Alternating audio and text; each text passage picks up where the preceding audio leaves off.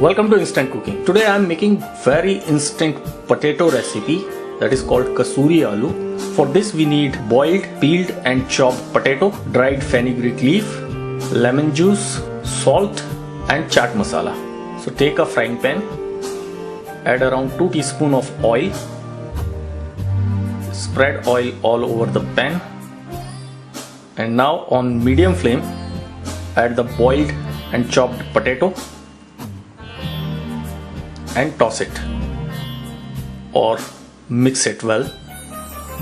Mix it continuously or toss it continuously till the potato little brown. Now add salt and toss it again. Mix it. Now add dried fenugreek leaf around 2 teaspoons. Mix it again. You can add little water. Mix it well. Now add little lemon juice, little chaat masala. Mix it and serve it. And your very delicious kasuri aloo, very instant, is ready. You can make sandwich by using this recipe as a stuffing, or you can serve it with paratha, roti as main course.